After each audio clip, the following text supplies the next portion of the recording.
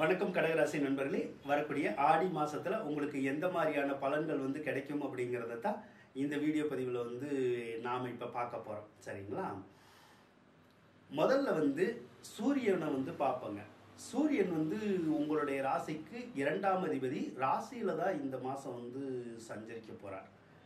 சூரியன் ராசியில இருக்கிறதுனால சிலருக்கு அரசாங்க சம்பந்தப்பட்ட காரியங்கள் ஏதாவது செய்யணும் அப்படிங்கிற மாதிரியான எண்ணங்கள் இந்த மாசம் வரும்.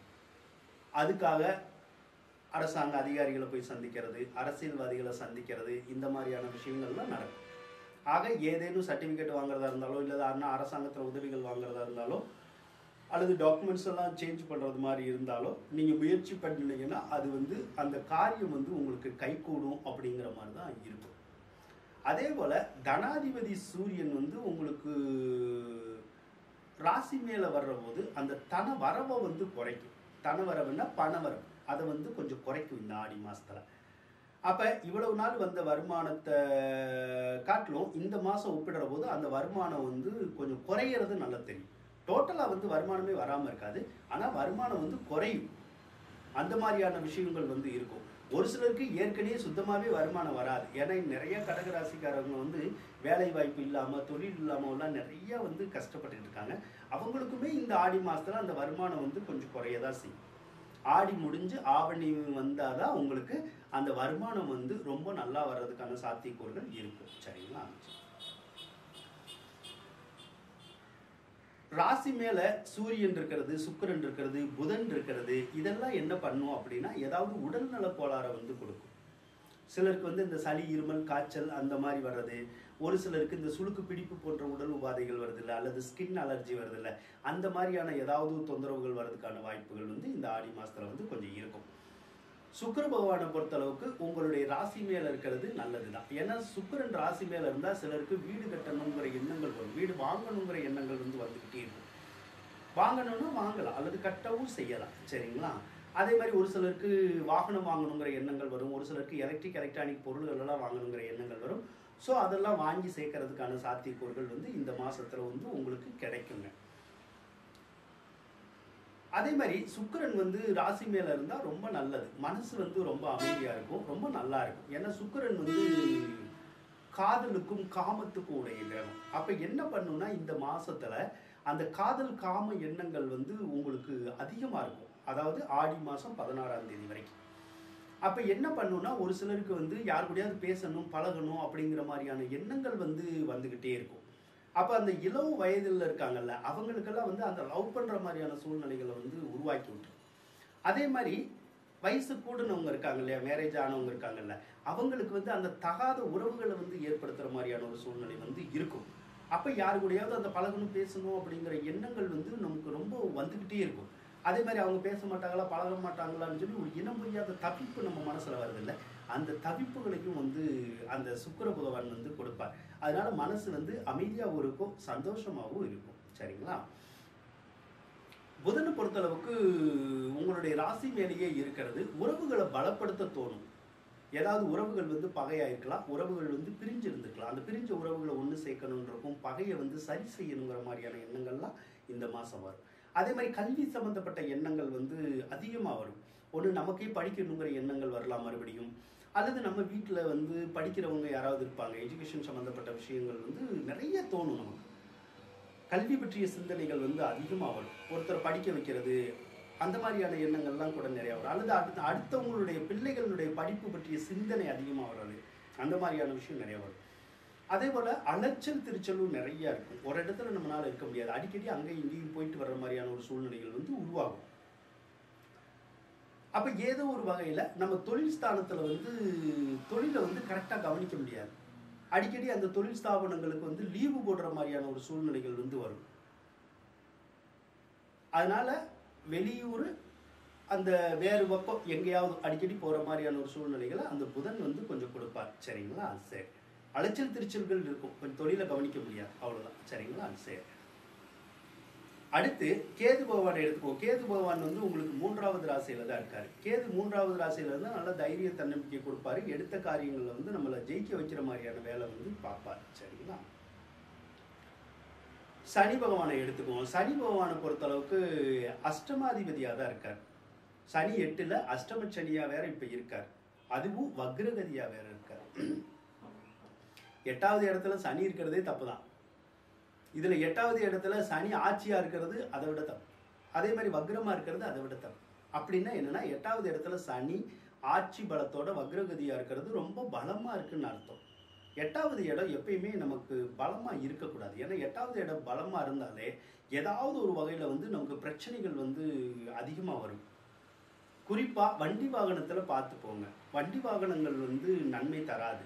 வண்டி வாகனங்கள்னால மன சங்கடங்கள், மன கஷ்டங்கள், விரயங்கள் அப்படிதான் ஏற்படுற மாதிரியான ஒரு சூழ்நிலைகள் வந்து இருக்கும். அதே மாதிரி வாகனம் சம்பந்தப்பட்ட தொழில் செய்கிறவங்களுக்கு அதில் வாகன தொழிலில் நிறைய இடைஞ்சல் இருக்கும். அந்த தொழிலவே செய்ய முடியாமல் வந்து நிறைய கஷ்டப்படுற மாதிரியான சூழ்நிலைகளை தான் அந்த சனி வந்து கொடுப்பார். அதே மாதிரி போக்குவரத்தில் கவனமாக இருக்கணும்.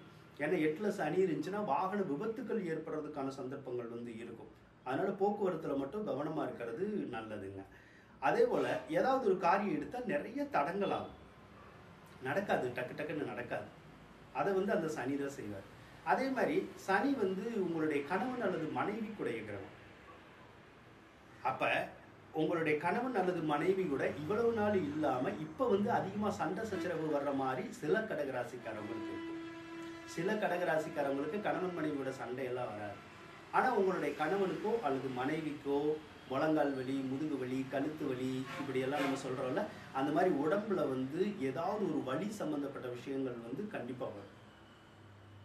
மூட்டு வலியெல்லாம் சொல்கிறோம்ல, அந்த மாதிரிலாம் வர்றதுக்கான சந்தர்ப்பங்கள் வந்து அந்த சனி வந்து கொடுப்பார் அப்படின்னு சொல்லலாம். அதே மாதிரி சனி வந்து பார்த்திங்கன்னா ராகுவோட தொடர்பில் இருப்பார். அப்படி இருந்துச்சுன்னா உங்கள் அப்பாவுக்கு பிரச்சனைன்னு அர்த்தம். சரிங்களா?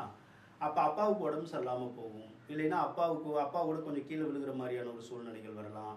ஆக தந்தைக்கு ஏதேனும் ஒரு விதத்தில் கொஞ்சம் பாதிப்பு வந்து இருக்கும். அதனால வந்து நம்ம கொஞ்சம் கவனமாக இருக்கணும். ஏன்னா அஷ்டமச்சனி காலம்னாலே ஏதாவது ஒரு தொந்தரவு வந்து நமக்கு இருக்கும்.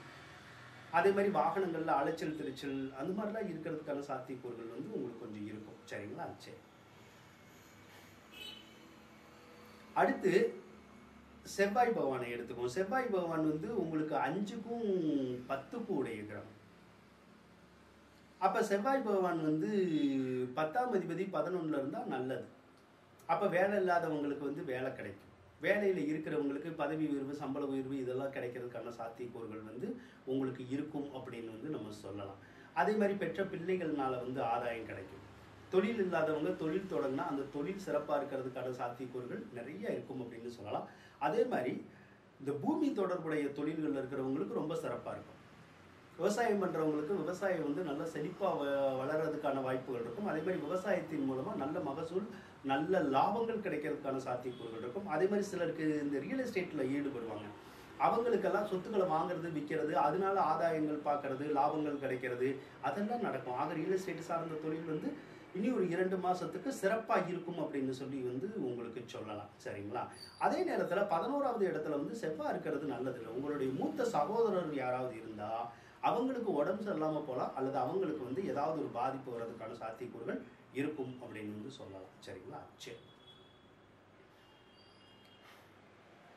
அதே மாதிரி 11ல் வந்து செவ்வாய் இருந்துச்சுன்னா சகோதரர்களால் சிலருக்கு வந்து நன்மைகள் கிடைக்கிறதுக்கான ஒரு சாத்தியக்கூறுகளும் இருக்கும் அப்படின்னு வந்து நம்ம சொல்லலாம். அடுத்து குரு பகவானை எடுத்துக்குவோம்.